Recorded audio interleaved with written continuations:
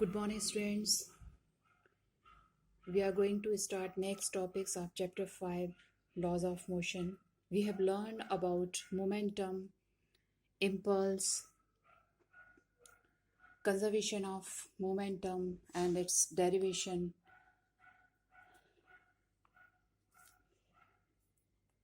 We got PA plus PB equal to P dash A plus P dash B. Total initial momentum equal to total final momentum. And we have known about equilibrium of a particle. Now, we are taking friction. Frictional force opposes relative motion between two surfaces in contact. Friction is a contact force that opposes relative motion. No friction exists till an external force is applied. आपको मालूम है कि friction जो है वो दो surfaces के बीच में जब रिलेटिव मोशन होता है तो फ्रिक्शन बर्थ करता है. याद रखना पड़ेगा आपको, मैंने आपको बोला मोशन नहीं बोला है, मैंने बोला है रिलेटिव मोशन. तो इसमें मेन चीज़ ये हो गई कि दो सरफेसेस का होना इसमें इम्पॉर्टेंट होता है और उनके बीच जब रिलेटिव मोशन काम करेगा तो that is called friction. We have two types of friction. First is static friction and next is kinetic friction. First we are taking static friction. Static friction is a force that keeps an object at rest. यहाँ देखिए आप, मैंने आपको बोला कि friction word जो है जब भी आएगा तो दो सरफेस की रिक्वायरमेंट होगी हमें. Static friction is a force that keeps an object at rest. जैसे किसी टेबल पे एक न्यूज़पेपर रखा हुआ है या एक टॉवेल कहीं किसी रैक पे टंगी हुई है या कार जो है वो किसी हिल पार्ट में या नॉर्मल पार्ट में पार्क है, तो इसमें दो सरफेस है. यदि मैं बोलती हूँ आपसे कि पेपर किसी टेबल पे रखा हुआ है, इट मीन्स टेबल का सरफेस और पेपर का सरफेस. तो जब हम स्टैटिक फ्रिक्शन लेते हैं तो दोनों सरफेस जो है वो स्टैटिक कंडीशन में है, स्टेबल कंडीशन में है. इसका फॉर्मूला जो है वो F S equal to mu S capital N है. F S mean static frictional force, N means normal force and mu S is a coefficient और constant of static friction. Actually ये formula इस तरह बनता है कि स्टैटिक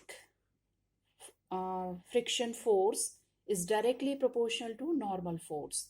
एफ एस जो है वो स्टैटिक फ्रिक्शन फोर्स को शो कर रहा है, एन नॉर्मल फोर्स को शो कर रहा है. और जब हम प्रोपोर्शनल का साइन इक्वल टू में कन्वर्ट करते हैं तो हमें एक कोफिशिएंट या कांस्टेंट की रिक्वायरमेंट होती है.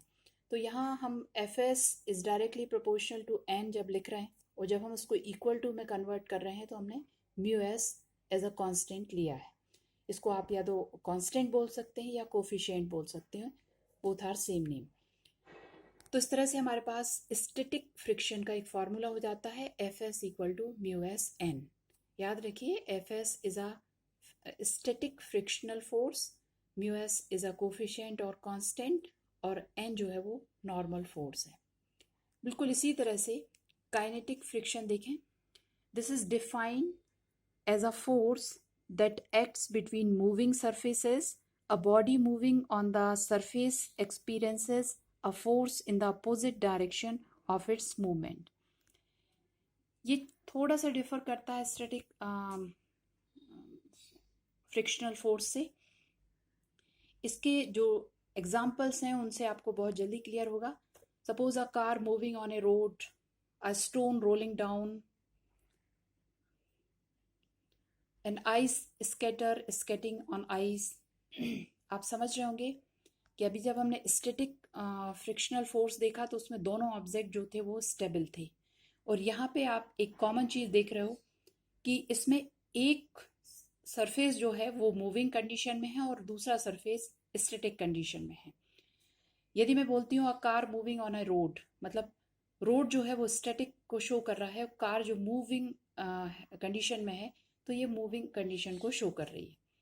So here one surface is a static condition and second surface is a moving condition.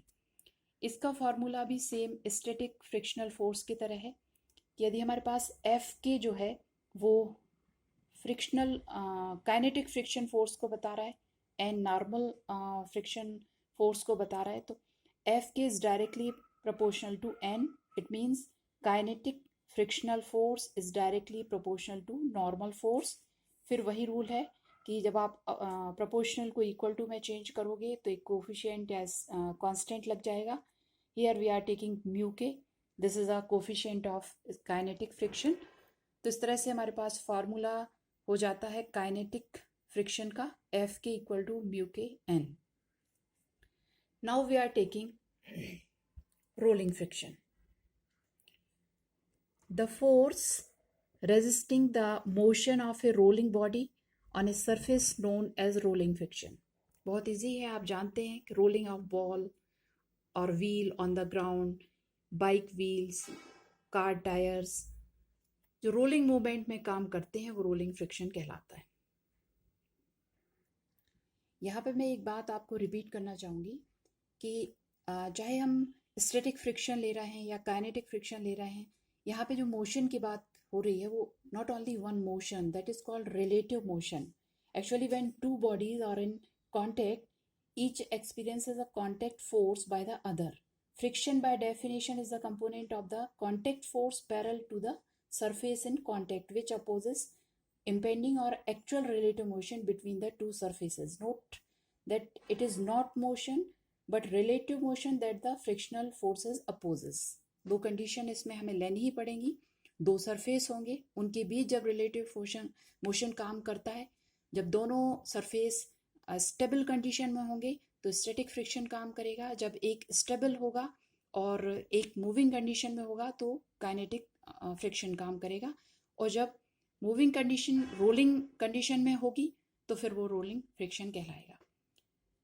अब आपको कोई भी डाउट है तो आप पूछ सकते हैं। Thank you.